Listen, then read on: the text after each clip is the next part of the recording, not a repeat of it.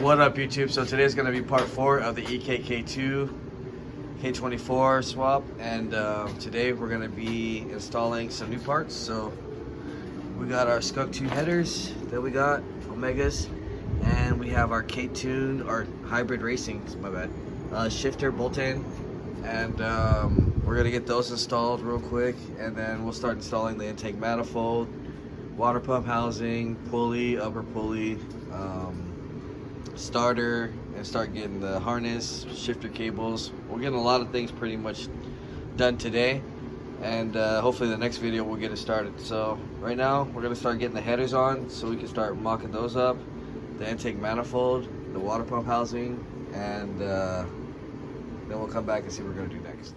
Alright, so we're back, and we got a couple things installed. We got our RBC intake manifold. Cool thing about the RBC intake manifold, it does bolt directly up to the K24s. You don't have to modify anything. It's only the K20 heads that are different, and that's the RSX K20 heads. Obviously the K20 Z3 is what this came off of, so they do work. The K20 Z3 is actually more based off of a K24, so like the housing, alternator are all switchable. The thermostat housings and water pump housings from the RSX and SI are different, even though they are K20s.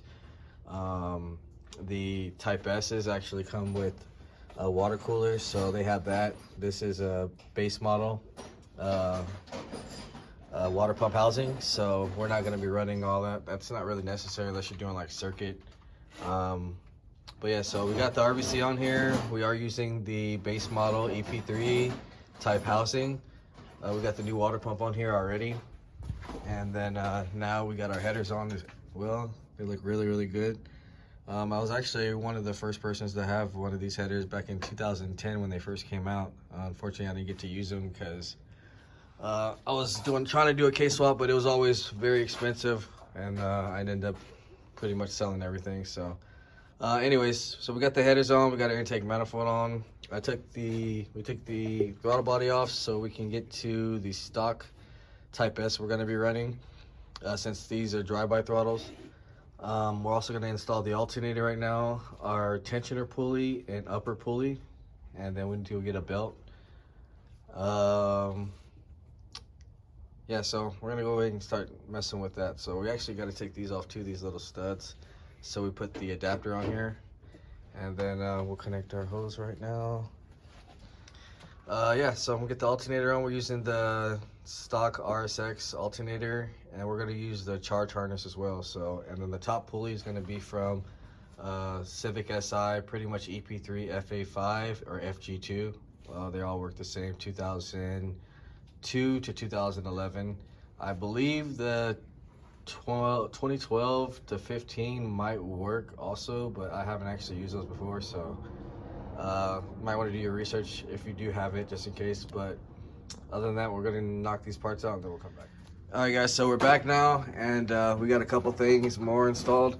So we got 3 of our grounds on here. I have one on the intake manifold, one on the transmission, and I have one on the side cover back here that goes connected to here with the 10. We got the alternator, and we got our SI tensioner and SI upper pulley on here. We got the fuel system going. So we got our feed line right here that goes to the actual fuel rail. We have our return, which is actually right here at the bottom, feeding down. And then we have our feed line coming straight from right here. So that's pretty much ready to go. I got the shifter bracket on here so we can actually get ready to install the hybrid racing cables or shifter box. And we pretty much have to use the stock B series location or single cam location hose, and it comes with Allens to bolt this up.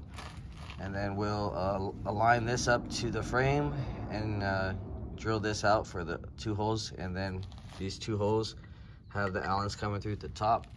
So it'll be bolted through the bottom up here and through the top up here, and then we can just put the cover, put our cables back on with basically the shifter pins, and that's pretty much it for the shifters. And we'll get to the RBC adapter. So when running RBC manifold, There's a couple things you do have to do if you're running a K20 head. A K20 head actually has to be shaved, so you would be shaving this all off. The K20 Z3s, which it came off of, and K24 is obviously bolt-on, but the throttle is different, so they come to drive-by throttle. We're going to be going with the obviously cables, so we're going to use the RSX throttle body, which comes through with the RBC adapter and everything. Got this from Boosted Auto, shout out to him.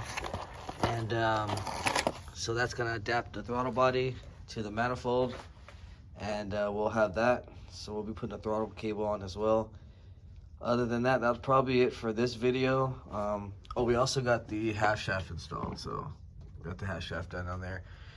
And other than that, we're gonna get those done. So we'll go for the shifter and get the throttle and all that situated, come back and end the video. So we'll knock that out and we'll come back. All right, we're back. We got the throttle body spacer on here. We got the Type S throttle body, and we got our throttle body bracket, which I still need to kind of finish up. But I just kind of wanted to get everything together on this video. We do have the shifter cables on here now. These are stock Z3s with the hybrid racing shifter box. So I can show you guys that real quick.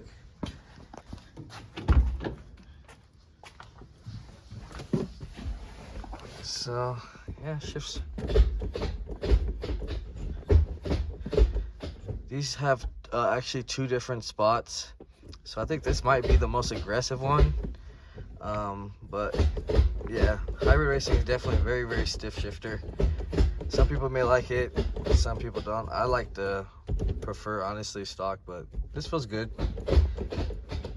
That's pretty much gonna be it on this video. We got to gather some stuff, and we'll pretty much just get that all on the next video. But yeah, next video we'll get the throttle cable on here. We got to get all the radiator installed, the heater hoses finished up. We'll do the axles, and we got to put the new valve cover on, and then we'll start going through the wiring and everything, finish to get this thing started up. So other than that, if you guys haven't, like, share, subscribe, comment, let me know what you guys think, and I'll see you guys on the next video.